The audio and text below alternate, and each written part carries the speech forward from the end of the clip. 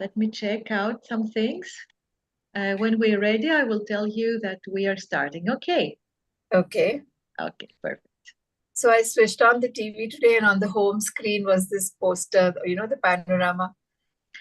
It is beautiful indeed. So Yeah. I think that on YouTube. We are also live. Oh, okay. So wonderful. Yeah. And so we wholeheartedly welcome you all, esteemed delegates and friends, to yet another curated live session of Panorama International Literature Festival, the signature program of the Writers' Capital International Foundation. Our pride and joy, Panorama International Literature Festival. And now we will have the pleasure to watch a very, very inspirational video.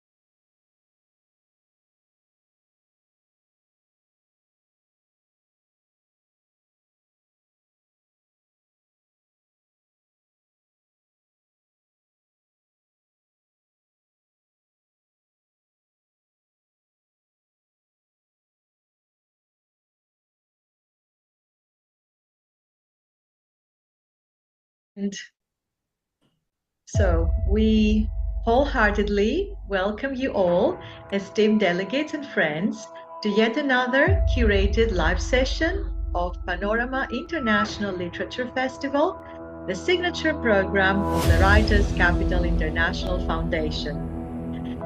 Our pride and joy, Panorama International Literature Festival.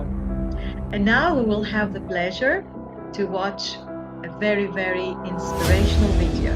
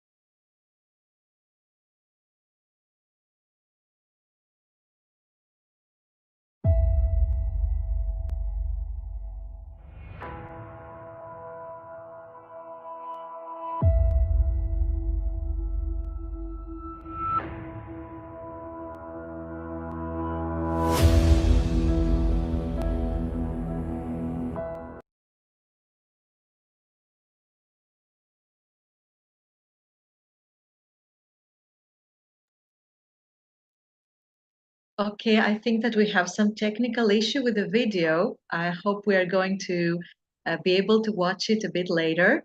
So now we have to go on. Let me introduce yourself.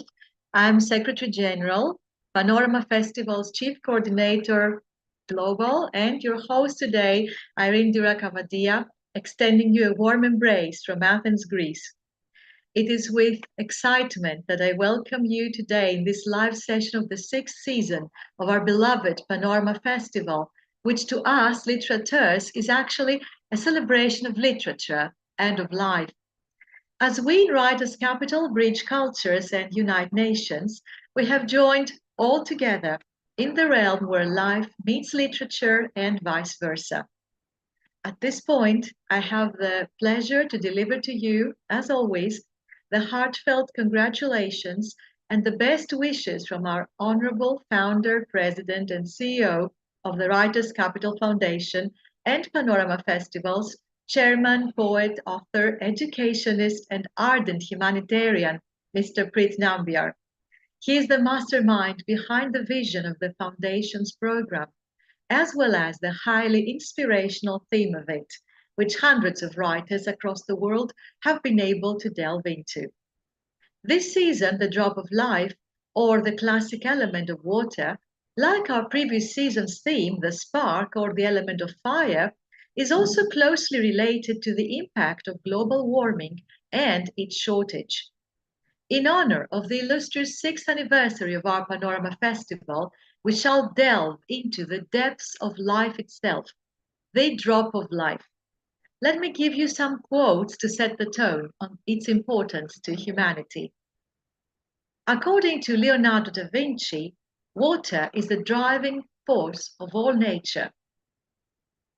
We forget that the water cycle and the life cycle are one, said Jacques-Yves Cousteau, the famous oceanographer. In one drop of water are found all the secrets of all the oceans. And that was said by Khalil Gibran. A beautiful quote from Latin American literature comes from Pablo Neruda, the Chilean poet. He says, "I need the sea because it teaches me. I don't know if I learn music or awareness. I don't know if it's a single wave or a deep being, or just a hoarse voice or a dazzling supposition of fish and ships." This excerpt from his poem El Mar reflects Neruda's deep admiration for water, seeing it both as a teacher, a mentor, and a source of wonder. In this spirit of global unity, let me also add a glimpse to the literary and philosophical heritage of Greece, making mention of Thales, the ancient Greek philosopher and mathematician, from Miletus, who lived in the 6th century BC. Thales is known, besides his mathematical theorem, for proposing that water is the fundamental principle of the universe. Upon this axiom of his, he attempted to create a theory that would explain the natural world. And coming to modern Greek literature, Nikos Kazantzakis, one of our nation's most profound thinkers, embraced the symbolism of water in Zorba the Greek, highlighting the beauty of the waters of the Aegean Sea, to which you're all welcome, by the way. Last but not least, I shall quote our honorable president, Preet Nambiar, from his exquisite poetry collection, The Solitary Shores. It's a gem indeed. I love it very much. Within this raindrop, he says, there must be a heart that weeps the pain of longing. I have her in my palm, where the silvery rays of the morn reflect the beauty of the whole cosmos, and I kiss her with all my yearning. Undeniably profound and touching. And now, without further ado, we shall commence our today's session.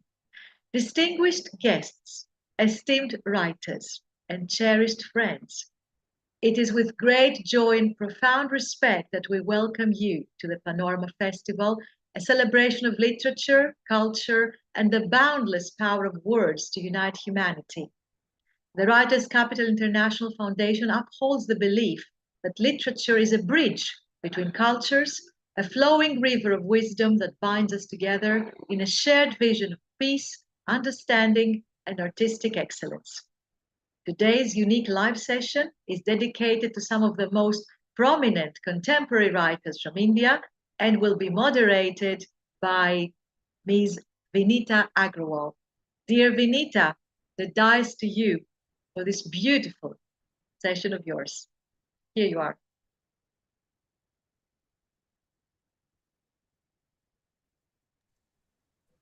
Thank you, Irene, for that extraordinarily warm, rich introduction, not just to me, but also to the Writers Capital International Foundation.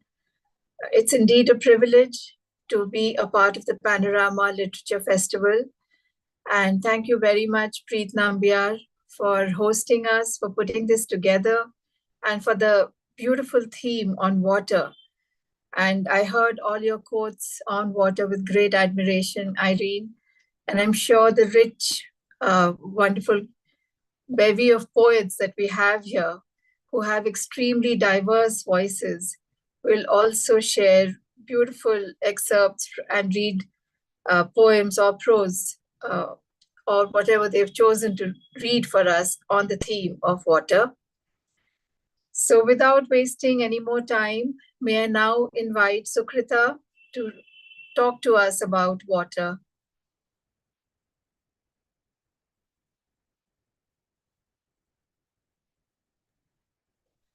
Thank you so much for this opportunity. I think all of us, particularly poets, take it for granted that water exists, and therefore it has an inspirational, should I say, flow, body, stillness, whatever.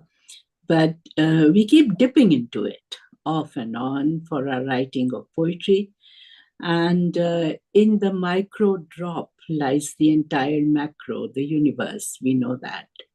So I think it's something, the theme is very, very evocative. And thank you, Vinita. Thank you, Irene, for giving this opportunity to us to delve into it a little more consciously, what has been happening, rather subconsciously or sometimes unconsciously. We dip into it. So I think it's a very, very evocative theme. And I know many a time getting overpowered by the stillness of water at times, you know, when it almost serves like a mirror to one. And sometimes it is the sound of water, which kind of, whether it's the flow of a river, or if it's a waterfall, or if it is the ocean waves, I know we flow with it, or we are still with it. Also, I think, going back to the theme, the entire idea of how in the drop of water there lies a stir of life, I think. There is a kind of a stir, and it's so inspirational. And many a times one sees a lot of symbolism in it, which I will not go into right now, but I think I would look into my own couple of books which deals with a lot of water imagery in my poetry.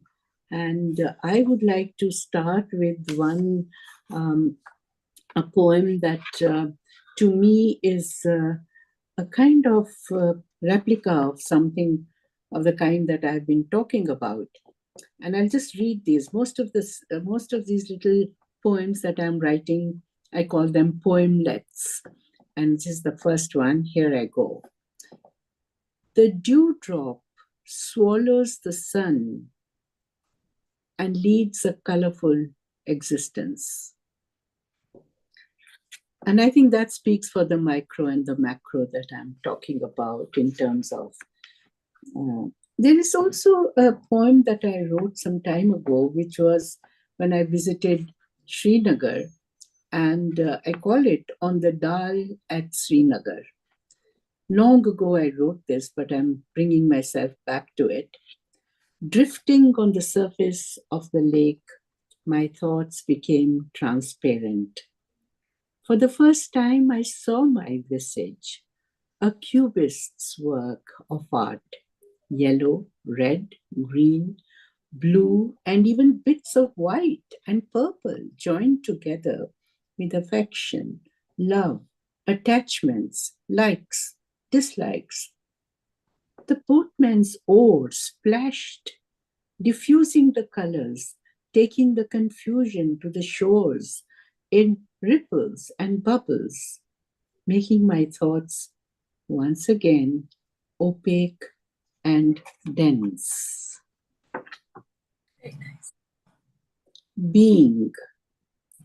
The river of silence flows gently, growing stronger with time, stretching wide from shore to shore. A storm rolling in the folds of deep waters. Silence moving into silence. The silence of experience, sinking and silting and moving on. That's to me being.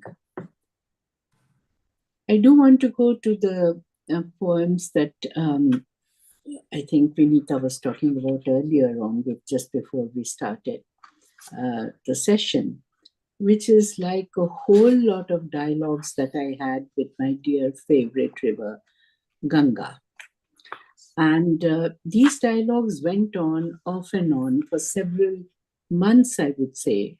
And therefore, in these dialogues got recorded a lot of historical facts as well, which includes the pandemic. I will just dip into some of them, and because each one is complete unto itself. Dialogues with Ganga. 1. My soul lies deep in your waters, O Ganga. My body must dive into the river from Himalayan heights to embrace her. Stillness of trees becomes more still with your gasping waves, O Ganga, running in exasperation to reach the destination again and yet again till the end of the world. 3.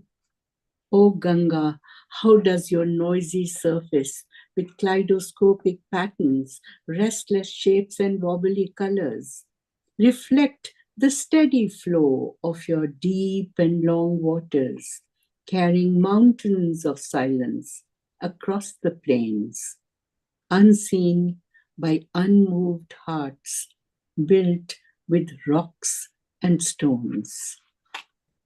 1 or 2 more, Vinita? Yes, Sukrita. Dressed in bridal refinery, you glitter as the shards of lightning hit your waters, O Ganga. You come rolling down the Himalayas, laced with silver frills, breaking into 1,000 bubbles of momentary lives, twinkle of black and white cheer. Neither a lament from the past, nor a wish for a future. All your waters pass through the eye of the needle, drop by drop by drop.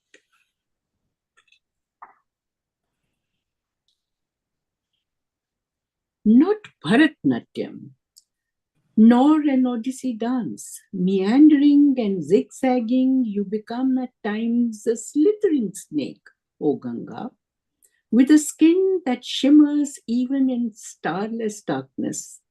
The undulating wave speaks for the somersaulting lambs, rodents, frogs, fishes. You swallow each one whole.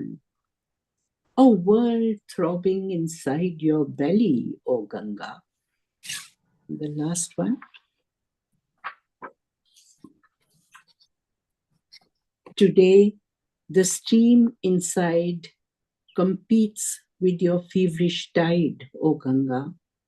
Confronting viral assaults, antibodies awakened, soldiers flow in the grid of bloody veins, like you in floods, guzzling your twin lush banks. We too are leaping over borders between life and death, waving from the swinging Lakshman Jhula across your chest. O Ganga, at Devprayag, when Bhagirathi and Alaknanda come together, you are born again and again in the present continuous, readying to contain death. Thank you. Thank you, Sukrita. There was some remarkable imagery in your poems, and most memorable being the dewdrop swallowing the sun, and sparkling with all those rainbow colors. As you rightly said, the micro holds the macrocosm. As Irene had quoted initially, I think that was Khalil Gibran saying that in the drop of the ocean, in one drop of water, we can read many oceans. And also this line stood out for me in your last poem about the Ganga gleaming even in the starless darkness. Something like that you said. It was so beautiful. I can totally see the Ganga gleaming at night in Rishikesh. Where it's, very, very, very beautiful. Thank you, Sukrita. Very evocative indeed. Thank you. So may I now invite Sahana to give us her presentation on water.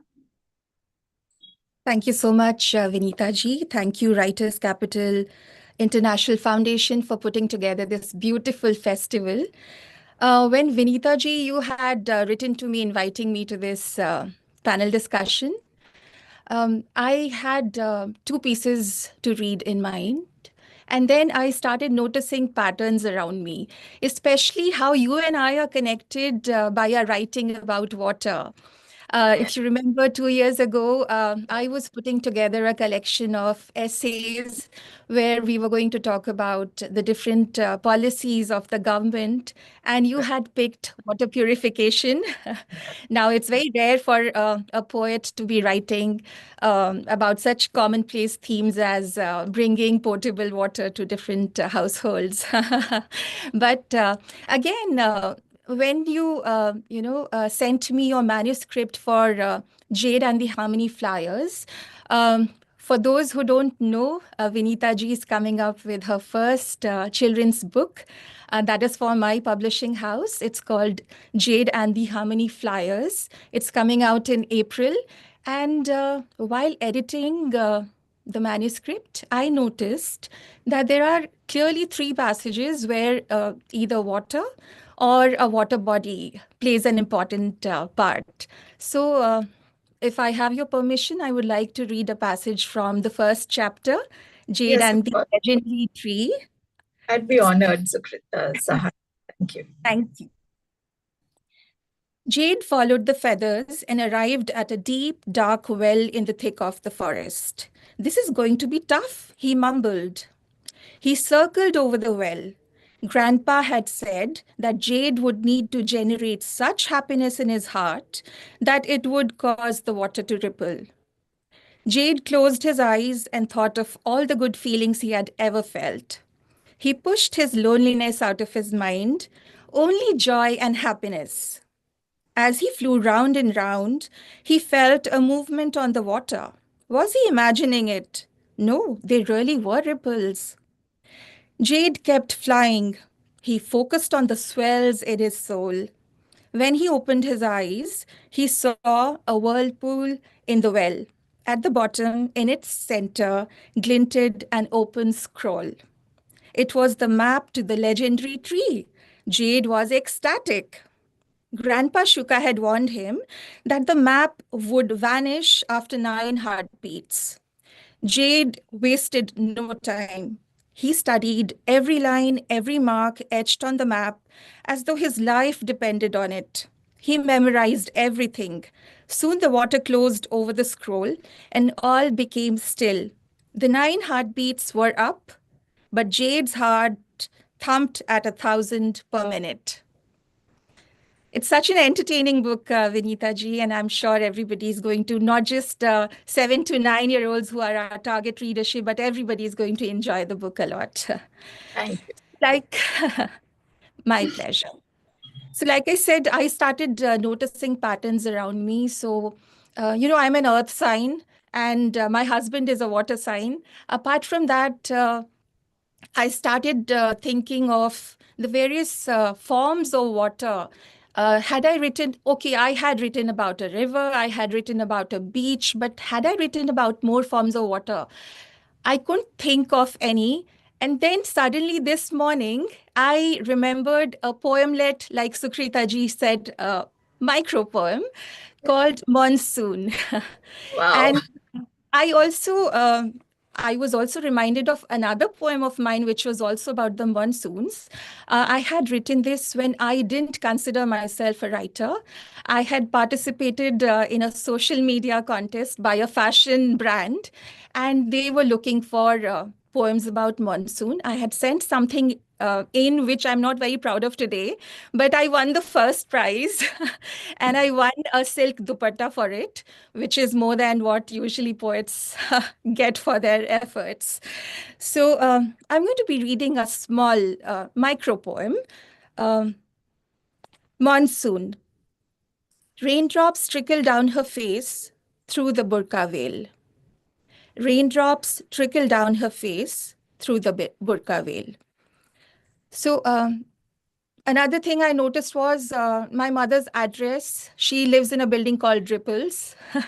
Then, I always wanted to call, if I ever had a daughter, I wanted to call her Mosim, which is the Arabic word for season, which is where the word monsoon also comes from. But then it was vetoed. So the next best thing for me to do as a writer was to put Mosim as a character in one of my stories. Okay. And my daughter is called Riham, which is also an Arabic word. It means desert rain or halki barish in Hindi. So yes, I am surrounded by a lot of water somehow, as we all are.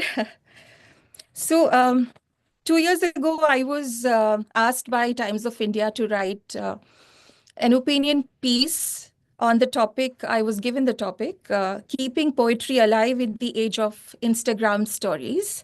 So I'm going to be reading 2 lines from that. From the enduring epics of Vyas and Valmiki to the pop philosophy of Zindagi Na Milegi Dobara, poesy has had us charmed. Despite its illustrious history, however, the genre is now facing a challenge: the rise of zip-zap-zoom content that is over before you can sum up the syllables in Aaj blue hai pani, pani, pani, pani, pani, pani. So recently, I was just listening to an interview by Yo-Yo Honey Singh. I don't know how it came up on my For You page, where he said it's a silly song and I disown it. So for those who don't listen to Hindi music, pani means water. And the other piece that I have chosen to read today is called River, River. I had written this during the second wave of the COVID-19 pandemic. So I remember there was a day when I was so distressed by all the news that was coming in that I could not speak at all for one entire day. And the only way we know how to process our emotions is to write. So I wrote this poem and it was published in visual verse. It's called River, River. When Mr. Sharma from Gomti Nagar sensed death approaching, he couldn't stop scrolling WhatsApp. When Jawaharlal from Hassanganj was found to be dimming, he was moved from his bed to the parking lot. For the ex-pracharak, the ground was primed with Ganga Jal, cow dung, bali, and salt. Beena ji from Ghaziabad died in her sleep, so seasoned family members found an excuse to bypass her staff. Chinese diyas were lit on Saptami in Sadar Bazar. Sometimes there is doubt whether death has struck, as in the case of our Chaukidar. A lump of petroleum jelly was placed on his brow, and when it didn't melt, it was a sign that he had passed on. The sweeper walked around him once, clockwise, then hauled him to the Hajipur Ghat. According to the Vedas, the Aryans used to bury their dead. Why the Hindus have to burn now? The questioner got transferred to Kondagaon. A yogi held that the deceased, had they known pranayam, wouldn't have needed oxygen cans. Twitter promptly wished him a rectal cramp. Mool Singh from Banaras was only 2, so he was allowed to expire in his mother's arms. Dilip Kumar from Prayagraj had broken caste. He was fished out of the Ganges in a rice bag near Papa John's. The roadmap for his Atma was patchy beyond RIP, so he latched onto a cow's tail and jumped into the Vetarna. The river to hell is filled with sorrow, marrow, pain, and pus. As per the Bhagavad Puran, if the ruler of the day neglects his duty, he gets sucked into its hungry mouth. No amount of clean the Ganga can wash away this fate. Thank you. That's all from me today, Vinita ji. Thank you so much for the opportunity. Thank you, Sahana. The last passage you read was extremely powerful, and it really brought back memories of the pandemic era. I'm glad we can look back on it and write about it now, but as we were enduring it, it was a very, very difficult time for sure.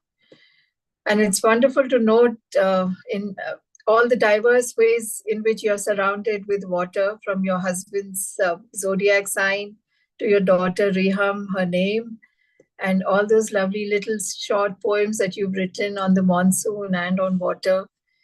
Whatever you read for us was very beautiful. And I'm so honored that you made Jade's debut on the show tonight.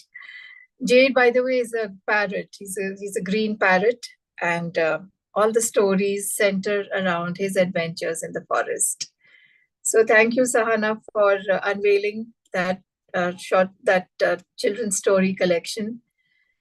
It's very nice to hear it, when somebody reads it out. And I've been writing it and giving it to you, but it was really nice to hear you read it out aloud. Thank you. So we're supposed to be joined by Kavita Nissim Ezekiel's daughter, Kavita Ezekiel Mendonca.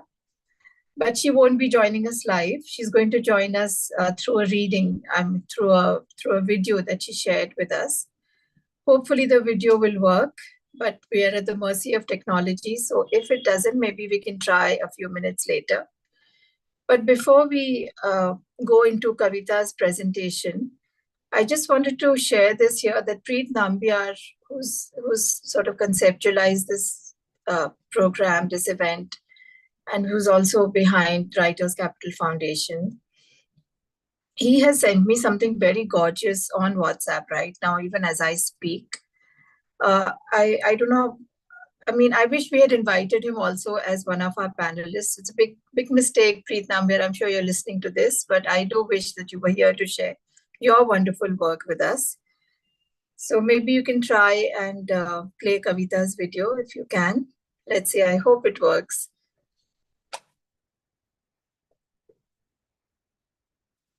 Kavita, by the way, she lives in Canada, so the time zone was not permitting her to join us this early. It's very early in the morning for her.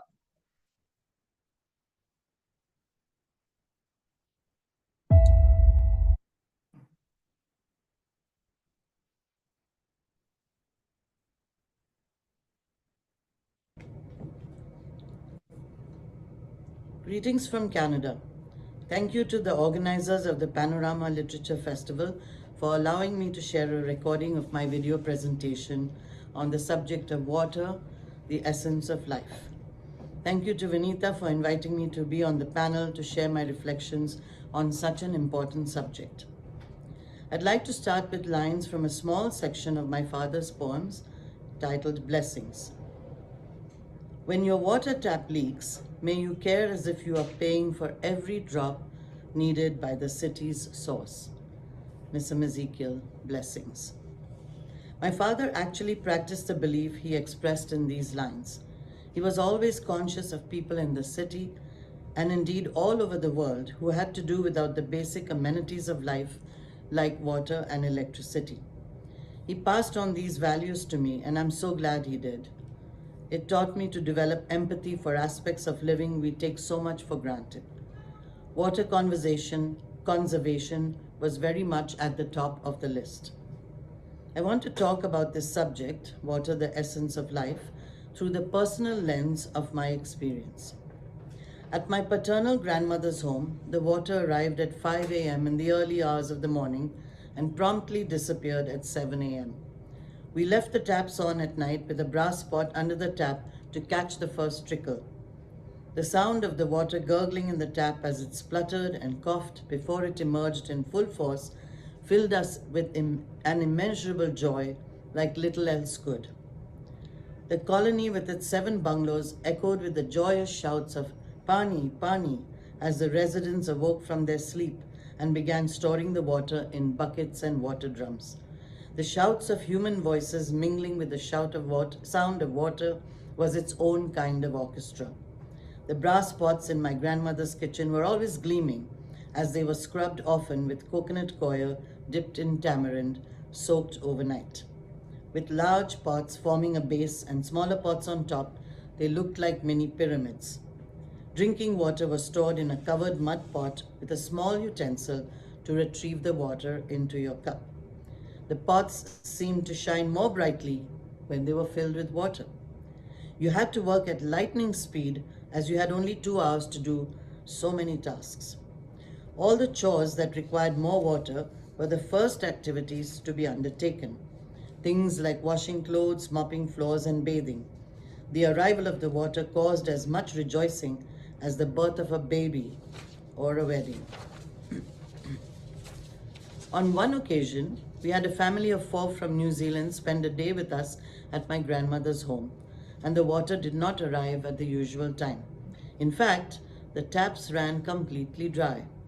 The water bearers with the camel skin water bags had to be called from the nearby horse stables and paid to give us water for bathing. The cost at that time was 1 rupee for each bag. Growing up in the densely populated city of Bombay, water was a precious commodity. In many areas of the city, water was a luxury.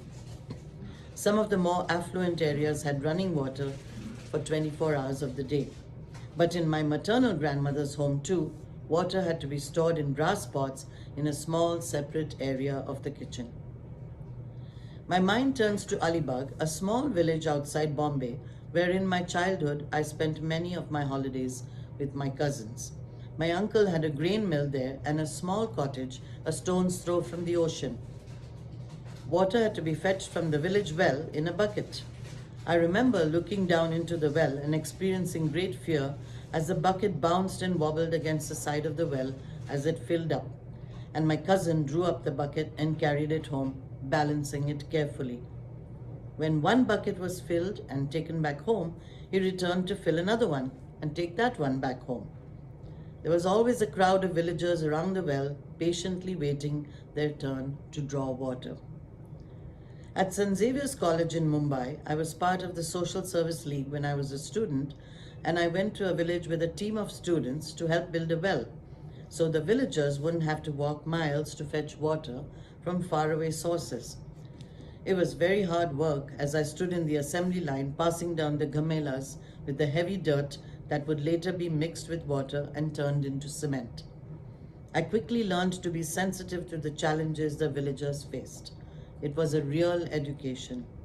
Here I also watched young girls and women walking to their huts with heavy pots on their heads. In the mountain town of Mussoorie, where I taught English for 16 years and lived on the campus, fluctuating electricity and water shortages were common. One year, we did not have water for 15 days. Drinking water had to be fetched from the school kitchen some distance below the house. Staff friends who lived at the bottom of the hill helped us out by letting us wash clothes and take baths. 2 years ago in Canada, in the middle of a snowy winter with icy road conditions, a broken water pipe meant that we had to do without water for 3 days. A mobile drinking water carrier was parked across the street. My husband had to walk across the icy road and fetch water for our various needs. It was a shock to discover that even in a highly developed country like Canada, this could happen. A person can go without food for several days, but he will not survive if he doesn't have water to drink for more than a few days. And one must not forget about the animals. Very often, in dry conditions, they have to travel long distances to find a watering hole to quench their thirst. And finally, I'm reminded of the famous lines from the poet Coleridge's poem Rime of the Ancient Mariner, which I had to study in school. One of the lines I loved, and which is so true: water, water everywhere, but not a drop to drink. Thank you.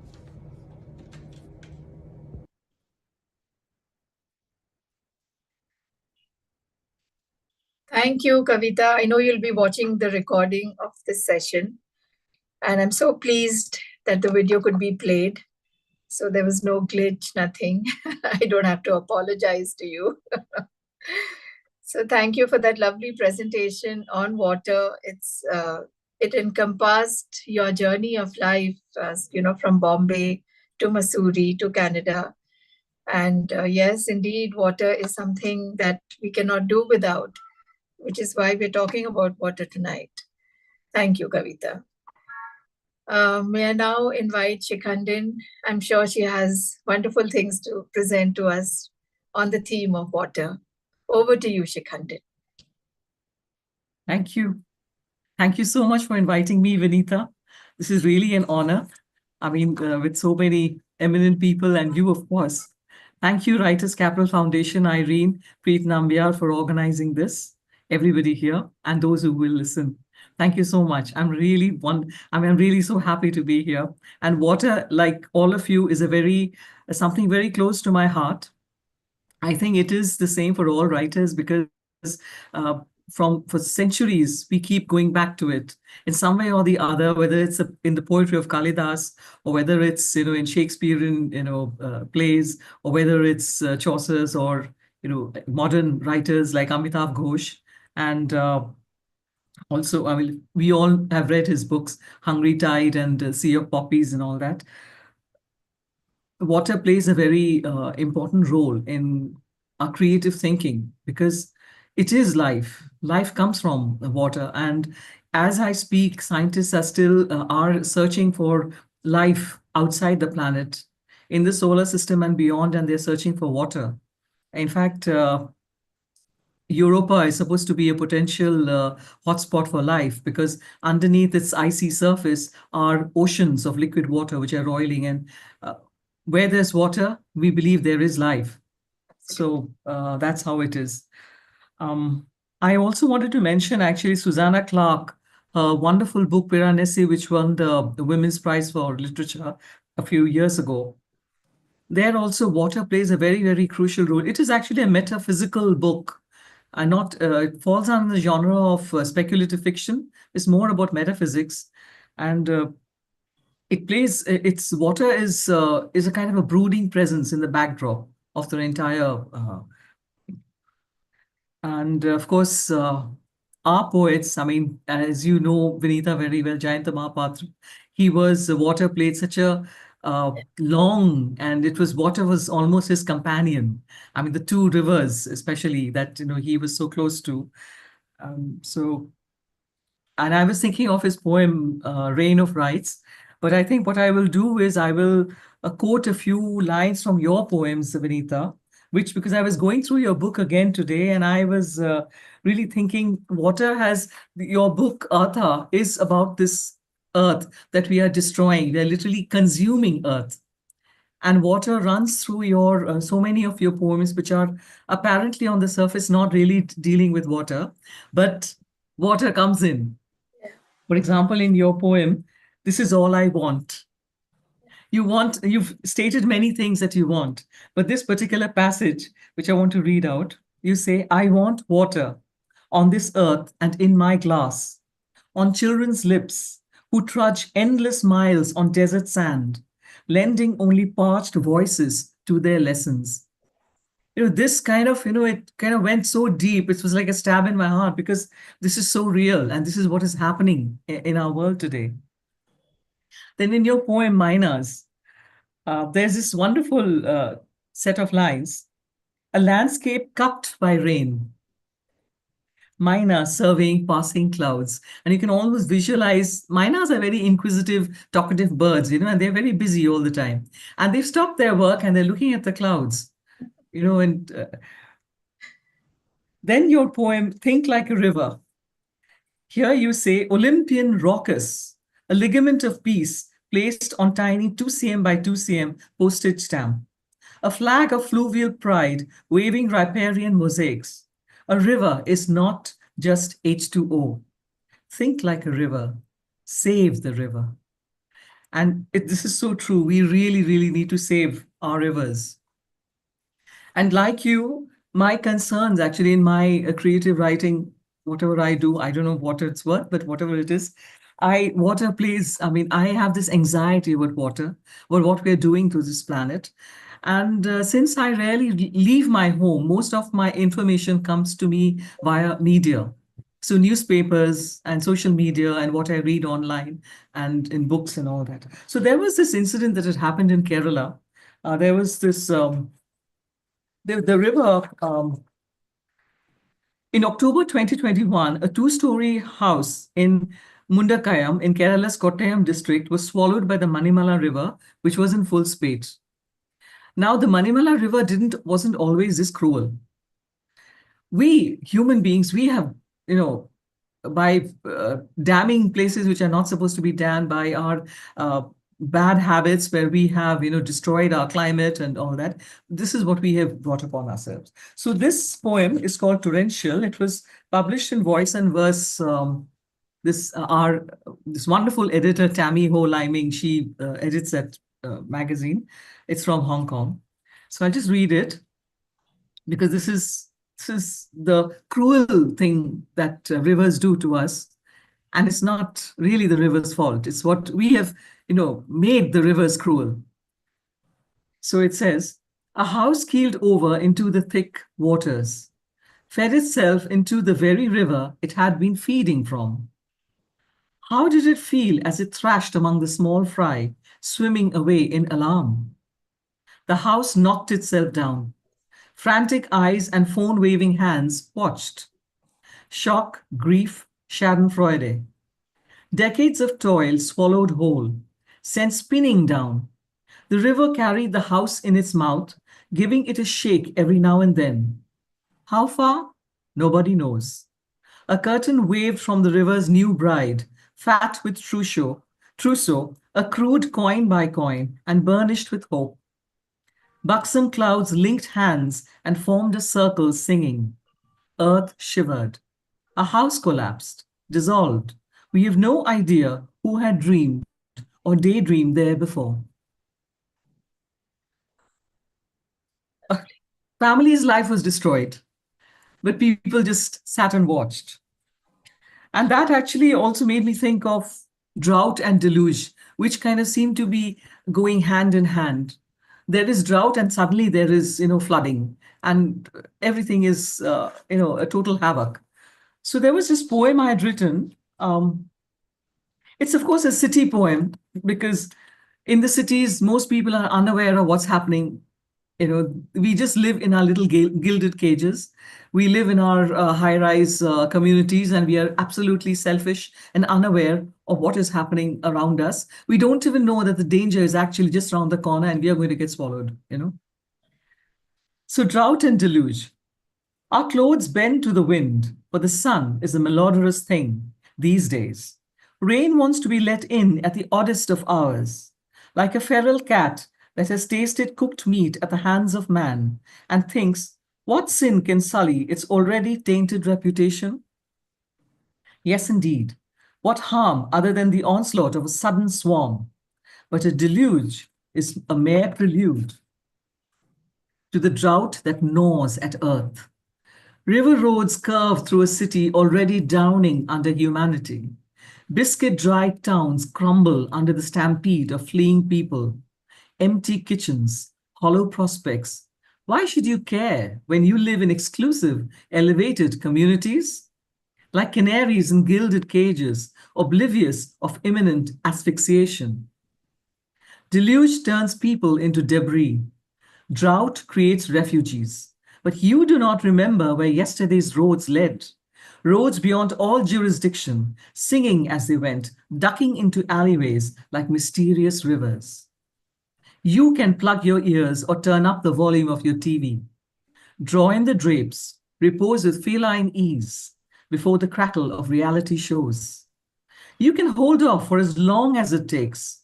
Hoard your belongings. You can tell yourself they cried wolf too many times, again and again and again. But some droughts are here to stay, no matter what the naysayers say. And some delusions are so stealthy, you will never see them until you're drowned already. Now, I would like to end with a poem that is slightly sweet, because all this, I mean, so much of sorrow and so much of fear that we have. So my last poem would be about the little things in nature and how little bits of water fills up our lives. So this is a poem called Wet Path, and it was published in a magazine from the UK which deals with light-hearted poetry. So the magazine is aptly called Lighten Up Online, so Lupo. Wet Path. He steps back, wiping his moist brow, a satisfied smile reflecting the sun. A few hours is all, says he. I line up the flower pots then. We have visitors. Our neighborhood friends come to claim their morning treats. They gift us with near-perfect, neat prints on the freshly laid path and kisses from wet noses and wagging tails. You can't get angry. Such things have no credo here. A bit of exasperation? Yes, maybe.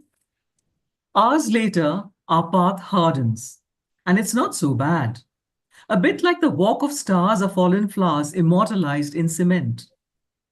With summer in full bloom, we drench our marigolds, hibiscus, and ixora. We quench a fiery bougainvillea sly need to drink.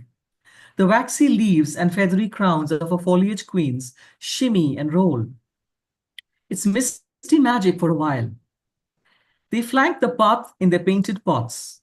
We are garden proud, but only to an extent.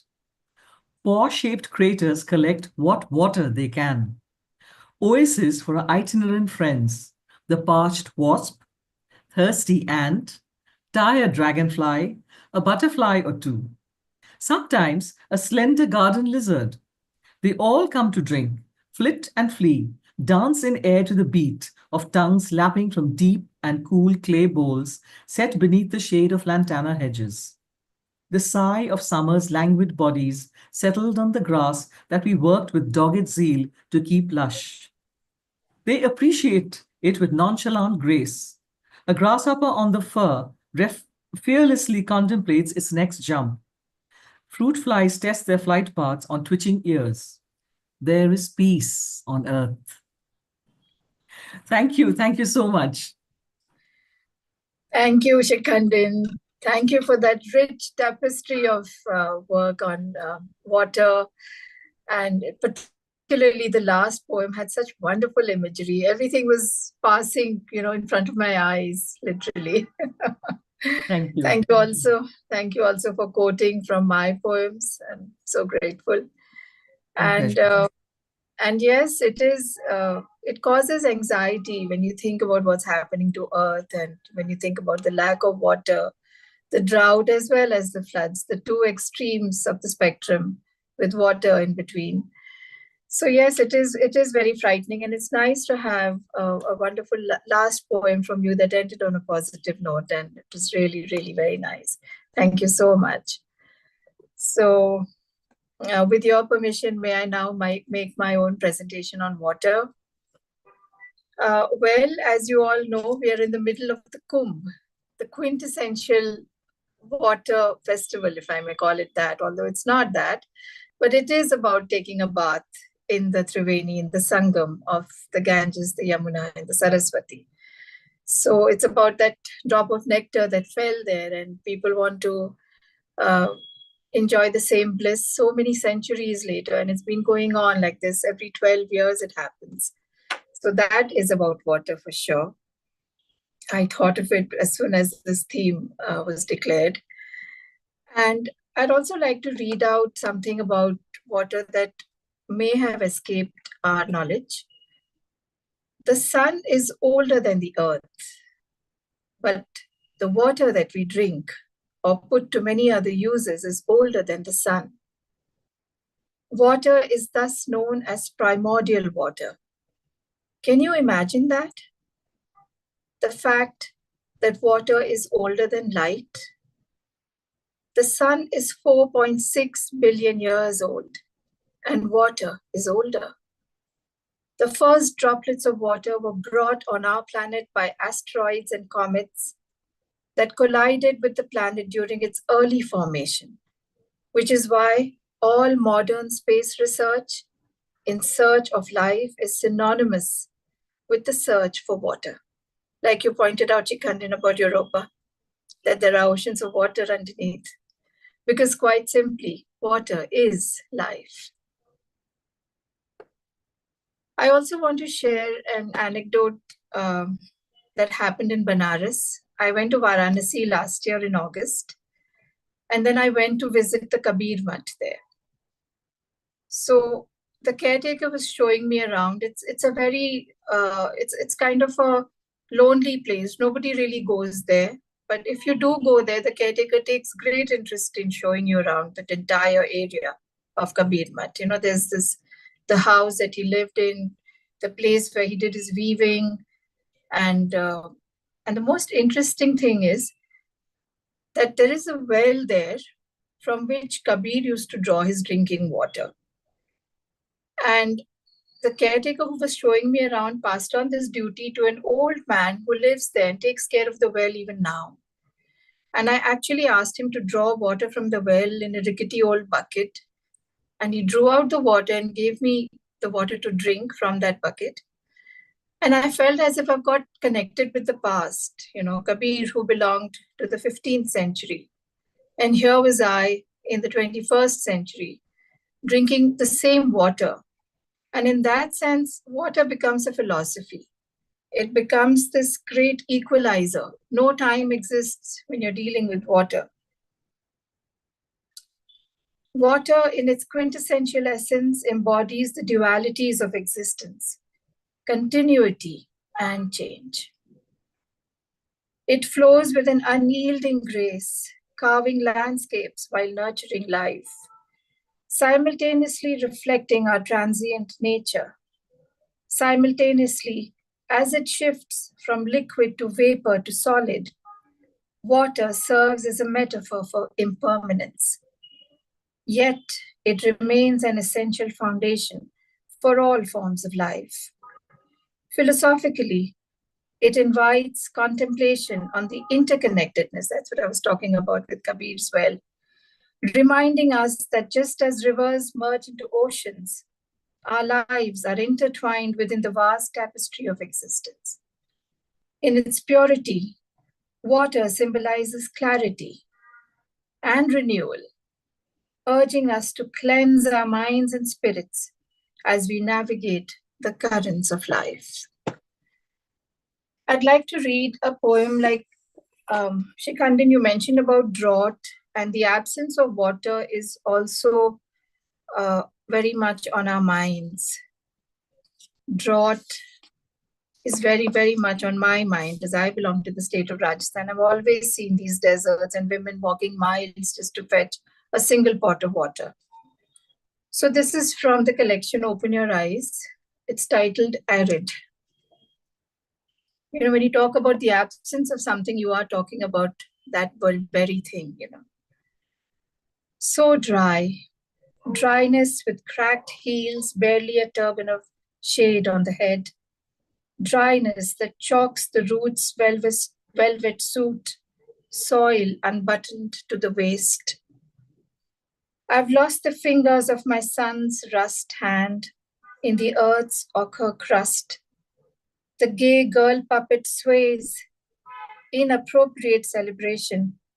Orange, sienna, crimson, all one in flat beige. This hardness allows no footprints, accommodates no seeds in its khadi uterus, owns up only to cramped rib cages, xeric nucleus eyes. In my mind, the chicken in the wire coop are saved by dense green intentions. Determined, I scoop out the excess of sunlight from the air. My head has enough dark spaces to take in endless illumination. But nothing changes. Ours stay transfixed in heat. I miss the moistness of rains, its sarangi notes, open-fisted generosity, the colors locked up in its belly, the yin to the yang of the throat, people cavorting. This shaken expanse breaks every promise that time ever made to life, that of relenting. A sheep with slumped shoulders walks through me. I become a burned hoof, a sore mouth. Rain could ease the ache of this supine topography, rain and rivers and water tables, that brilliant liquid shimmering in dreams that women would trade with their blood. But clouds too are deserts here, deserts in the skies.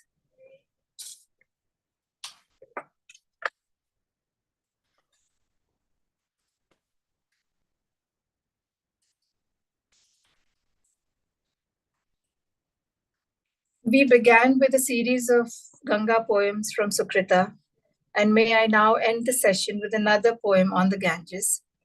This one was published in Voice and Verse from Hong Kong, which Tammy Hulai Ming also edits. Its title, it's also part of this book, Twilight Language. I've bottled the Ganges, filled a glass carafe with its lucid waters, its soft beats of many valves of wet soil, its invisible mica. The laterite, it's ebbed and pulsed over for eons.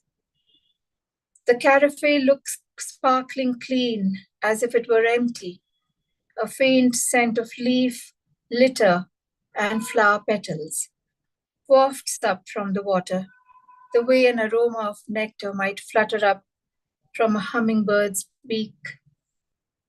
The river has disentangled itself from the craggy, unweathered Himalayas, bruised itself enough over blood-red geography and history to still remain colorless. In fact, when it flows, it laughs, crackles, and gurgles, as though the joke were on us. The old Gulmahar on its bank, its trunk fat with trust, flowers every summer, a symphony of cantaloupe and emerald, like it's the answer to Bhupen Hazarika's question, O Ganga Behti Ho Kyun? The water I've bottled is for drinking, satiating thirst, feeling refreshed, renewed. But the river's lessons of tumult are canonized with every sip, imbibed the way one might take in the aura of a goddess. Thank you so much for listening. On that note, Irene, do we have a question and answer session, or are we throwing it open, or is it? I think it might be difficult because we're live, so I don't know where we can take the questions at. I don't know if is there somebody that would like to ask you a question on the poems. I think we have all cherished them. Really beautiful verses, very profound ones. Thank you.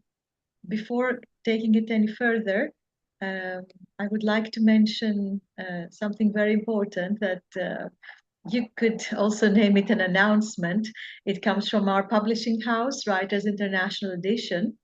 And with pride and joy, we're announcing that we are going to have soon a book on the theme water, and we're going to publish it in honor of the 6th season of Panorama Festival. Thank you so much for being such a precious part. And as for our illustrious president, you can understand that he's actually guiding this dedicated team that is trying to compile this book, and all his guidance is needed, and surveillance and all that. And of course, this makes his time very, very precious. He would like to be here, of course, but as a poet, it is known that he prefers not to be in the limelight. He would prefer to go and be a part of the nature, like wandering in the forest and everything. So we are very happy to have his verses here with us instead of his presence. Anyway, but of course he is present everywhere. That is the good thing of it. And now I would like us to watch this inspirational video that we didn't have the chance at the beginning of our session, if we may, because it is the video that really sets the tone and shows what exactly the video. Yeah. Just like to thank all the panelists, Sukrita, Shikhandin, Sahana, and Kavita, who joined us offline. Thank you very much for your wonderful presentations. Thank you for being here. Thank you for thinking about water. Thank you for writing about water. It's been absolutely marvelous having you with us this evening. Thank you. Absolutely. Congratulations to everyone, to all the panelists that we have here today. And we had the honor of delving into the beautiful verses. Thank you. Thank you.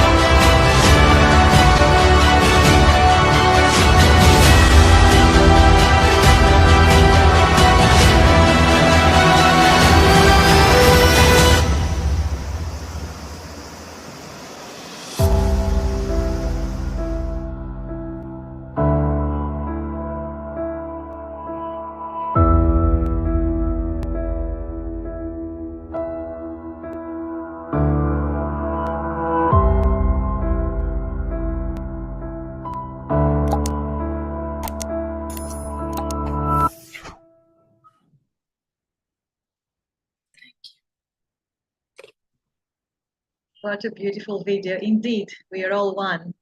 And this is the vision of the Writers' Capital International Foundation, the vision of our illustrious president, Nambiar.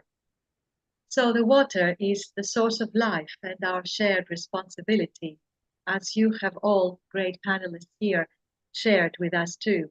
The elixir of life flows not just through rivers and seas, but through the very essence of existence itself. It sustains humanity and has been revered as sacred across cultures and civilizations. Yet despite its profound significance, humanity stands at a crossroads where water scarcity threatens the very balance of our planet. How can we, as custodians of this earth, remain passive or indifferent when the very foundation of life is under threat? At Writers' Capital Foundation, we refuse to stand inactive. Guided by a common vision, we are committed to leading the charge for a world where water is a right and not a privilege. Through our words, your words, all our actions and advocacy, we strive to raise awareness, inspire change, and contribute to solutions that address the growing water crisis. Our mission transcends mere awareness. It is a call to action for global solidarity. To remain indifferent is to turn a blind eye to suffering and to compromise the future of our planet. Let us stand united. Let us together write a new chapter, one where access to water is universal, where ecosystems thrive, and humanity reclaims its role as a steward of the earth. We are here to unite for a better future, especially for the next generations. Come join us in this unique opportunity to be an active part of this massive social change. Once again, special thanks to our moderator, Vinita Agrawal, as well as to all esteemed panelists that participated in this unique session. We also thank our viewers from across the globe for watching us live. Goodbye, everyone. We shall meet again in the realm of literature, Panorama International Literature Festival, very soon. Goodbye, everyone. Thank you. Thank you all.